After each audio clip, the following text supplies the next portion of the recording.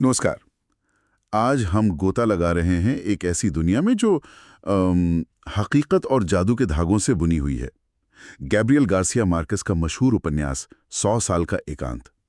हमारे पास इसका एक सार है और आज हम मिलकर इसकी कहानी, इसके जो गहरे मतलब हैं और वो अनोखा जादू, उसे समझने की कोशिश करेंगे जिसने इसे दुनिया भर में इतना खास बना दिया।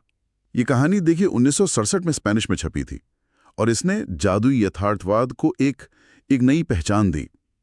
तो कहानी की शुरुआत होती है होसे आर्किडियो बुएंदिया और उर्सुला इग्वारान से। वो असल में रिश्तेदार हैं और उन्हें एक डर है कि कहीं उनके बच्चे की पूंछ न निकल आए। तो इसी डर से वो अपना पुराना गांव छोड़कर एक नई जगह बसाते हैं, माकोंडो। यहीं से ये अद्भुत यात्रा शुरू होती है। बिल्कुल। और माकोंदो वो कोई आम शहर नहीं बनता है। वहाँ की हवा में ही कुछ अजीब है, कुछ अलग है। जिप्सी आते हैं, अपने साथ वो चुंबक लाते हैं, बर्फ लाते हैं, उड़ने वाले कालीन, मतलब ऐसी हैरान करने वाली चीजें। और उनमें से एक है मेल्कियादेज। वो सिर्फ चीजें नहीं लाता, वो ज्ञान लाता है और कुछ रहस्यमयी दस्तावेज लाता है। और वो दस्तावेज बाद में कहानी के बिल्कुल केंद्र में आ जाते हैं। यही हमें वो जादुई यथार्थवाद का असली रंग दिखता है, जहां अविश्वसनीय घटनाएं ऐसे घटती है मानो रोज की बात हो। हाँ, ये जादुई यथार्थवाद ये सिर्फ चमत्कार दिखाने के लिए नहीं है ना। ये शायद उस दुनिया का सच दिखाता है जहां असलियत, वहम, इतिहास सब जैसे घुल मिल जाते हैं, जैसा कि अक्सर लातिन अमेरिका के तजुर्बों में बताया गया है। आपने सही समझा, ये उसी माहौल को पकड़ता है। और मकोंडो में एक और चीज है जो बार बार नजर आती है, वो है इतिहास का दोहराव। ये कहानी बुएंदिया परिवार की 7 पीढ़ियों तक फैली है। 7 पीढ़ियां, नाम दोहराए जाते हैं, होसे आर्केडियो और एलियानो। और कमाल की बात यह है कि नामों के साथ साथ उनकी किस्मत, उनकी शख्सियतें वो भी काफी मिलती जुलती रहती हैं। ये नामों का दोहराव ये सिर्फ इत्तेफाक तो नहीं लगता। ऐसा लगता है जैसे परिवार एक ही तरह की गलतियों, जुनून और त्रासदियों के चक्कर में फंसा हुआ है, मानो वो अपनी नियति से बच ही नहीं सकते। बिल्कुल, ये एक चक्रव्यूह जैसा है, सही कहा आपने। और इसी परिवार का एक बहुत अहम किरदार है कर्नल ऑरेलियानो बुएंदिया। सोचिए, वो 32 गृह युद्धों में हिस्सा लेता है। 32? और कमाल ये कि कोई भी जीतता नहीं, वो सिर्फ लड़ता रहता है। कई बार उसकी जान लेने की कोशिश होती है, पर वो हर बार बच निकलता है। उसका पूरा जीवन जैसे युद्ध की बेमतलबियत का एक जीता जागता सबूत बन जाता है। और ये 32 युद्ध जिनमें से वो कोई नहीं जीतता, ये सिर्फ कहानी का हिस्सा नहीं लगता, बल्कि शायद उस दौर के लैटिन अमेरिका के जो अंतहीन राजनैतिक संघर्ष थे और उनकी व्यर्थता, उस पर एक तीखा इशारा भी है। सही कहा, बिल्कुल। और जैसे जैसे पीढ़ियां गुजरती हैं ना, बुएंदिया परिवार पर एक और चीज हावी होती जाती है, एकांत। ये सिर्फ अकेले रहना नहीं है, मतलब फिजिकली अकेले होना नहीं।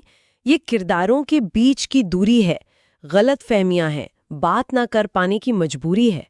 उनकी प्रेम कहानियां भी बहुत गहरी होती हैं, पर उनका अंत अक्सर दुखद ही होता है। ये एकांत उन्हें भावनात्मक और रूहानी तौर पर घेर लेता है।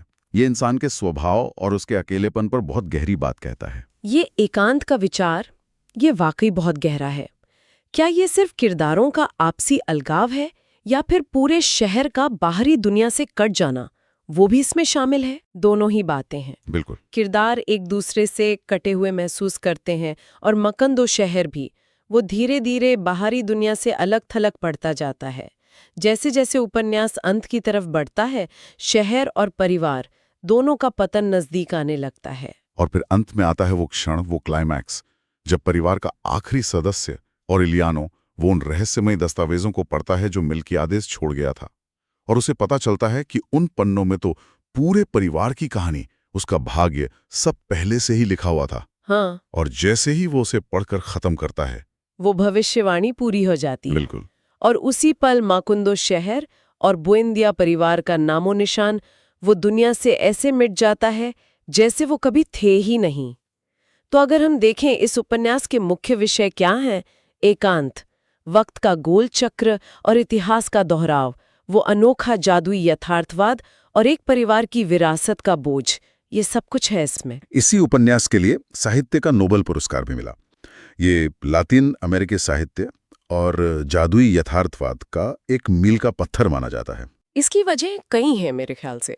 एक तो इसकी भाषा, वो बहुत काव्यात्मक है, जादुई है।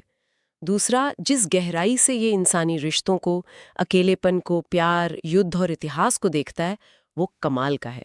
ये सिर्फ एक परिवार की कहानी नहीं रह जाती, बल्कि शायद पूरे महाद्वीप की या शायद पूरी इंसानियत की कहानी बन जाती एक तरह से। तो हमने देखा कि कैसे 100 साल का एकांत हमें बुएंदिया परिवार की कई पीढ़ियों के सफर पर ले जाता है, जहां जादू और हकीकत, युद्ध और प्यार, इतिहास और एकांत सब एक साथ चलते हैं।